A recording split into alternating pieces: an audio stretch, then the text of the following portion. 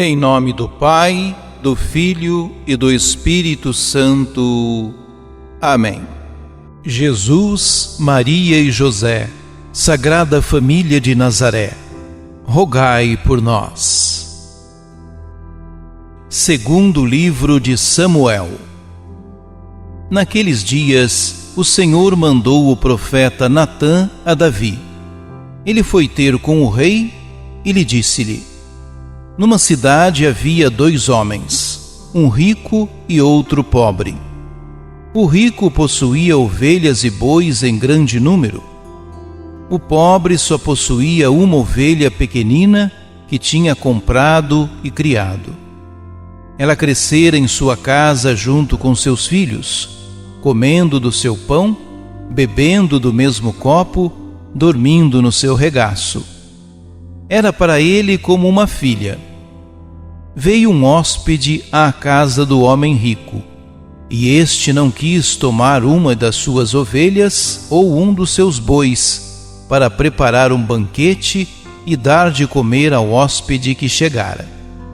Mas foi, apoderou-se da ovelhinha do pobre e preparou-a para o visitante. Davi ficou indignado contra esse homem e disse a Natã: pela vida do Senhor, o homem que fez isso merece a morte. Pagará 4 vezes o valor da ovelha, por ter feito o que fez e não ter tido compaixão. Natã disse a Davi: esse homem és tu. Assim diz o Senhor, o Deus de Israel: por isso a espada jamais se afastará de tua casa, porque me desprezaste e tomaste a mulher do hitita Urias, para fazer dela a tua esposa. Assim diz o Senhor: da tua própria casa farei surgir o mal contra ti, e tomarei as tuas mulheres sob os teus olhos, e as darei a um outro, e ele se aproximará das tuas mulheres à luz deste sol. Tu fizeste tudo às escondidas. Eu, porém, farei o que digo diante de todo Israel e à luz do sol. Davi disse a Natã: pequei contra o Senhor. Natã respondeu-lhe: de sua parte, o Senhor perdoou o teu pecado, de modo que não morrerás. Entretanto, por teres ultrajado o Senhor com teu procedimento, o filho que te nasceu morrerá. E Natã voltou para sua casa. O Senhor feriu o filho que a mulher de Urias tinha dado a Davi, e ele adoeceu gravemente. Davi implorou a Deus pelo menino e fez um grande jejum. E voltando para casa, passou a noite deitado no chão. Os anciãos do palácio insistiam com ele para que se levantasse do chão, mas ele não o quis fazer, nem tomar com eles alimento algum. Palavra do Senhor. Salmo 50. Cria em mim um coração que seja puro. Criai em mim um coração que seja puro. Dai-me de novo um espírito decidido. Ó Senhor, não me afasteis de vossa face, nem retireis de mim o vosso Santo Espírito. Dai-me de novo a alegria de ser salvo e confirmai-me com espírito generoso. Ensinarei vosso caminho aos pecadores, e para vós se voltarão os transviados. Da morte como pena, libertai-me, e minha língua exaltará a vossa justiça. Abri meus lábios, ó Senhor, para cantar, e minha boca anunciará vosso louvor. Cria em mim um coração que seja puro. Proclamação do Evangelho de Jesus Cristo segundo Marcos. Naquele dia, ao cair da tarde, Jesus disse a seus discípulos: vamos para a outra margem. Eles despediram a multidão e levaram Jesus consigo, assim como estava na barca. Havia ainda outras barcas com ele.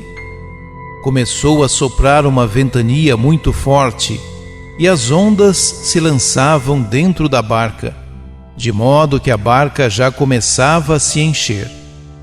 Jesus estava na parte de trás, dormindo sobre um travesseiro.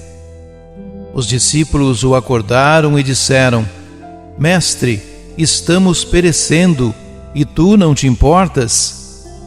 Ele se levantou e ordenou ao vento e ao mar: Silêncio, cala-te. O vento cessou e houve uma grande calmaria. Então Jesus perguntou aos discípulos: Por que sois tão medrosos? Ainda não tendes fé? Eles sentiram um grande medo e diziam uns aos outros: Quem é este, a quem até o vento e o mar obedecem? Palavra da salvação. A proclamação do reino de Deus em parábolas segue a apresentação dos benefícios dessa proclamação. É o que faz Marcos na nova seção do seu Evangelho, onde apresenta 4 milagres, a começar pela tempestade acalmada. A boa nova da salvação atinge o homem todo, toda a sua existência. Jesus salva e cura os homens das mais diversas ameaças que estão a ponto de alienar a sua vida.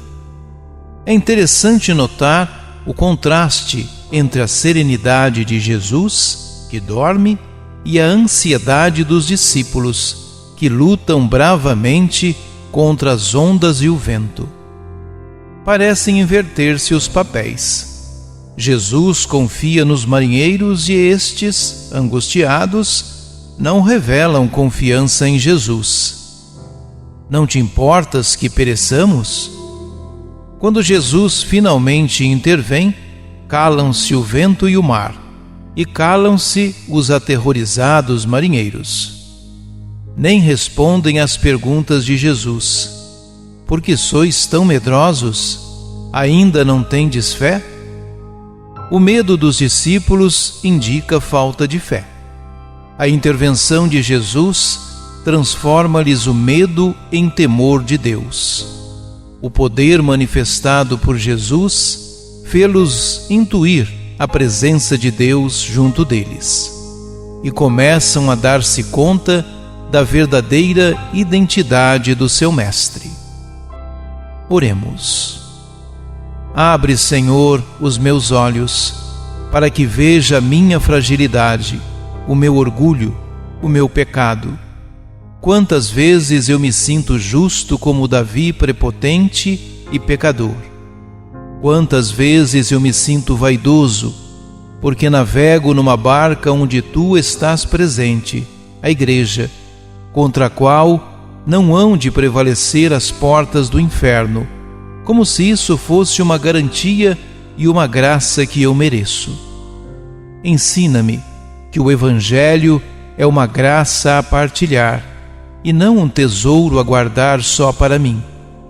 Ampara-me nas tentações e dificuldades, para que não me julgue abandonado pelo teu poder e esquecido do teu amor. Jesus, Maria e José, Sagrada Família de Nazaré, rogai por nós.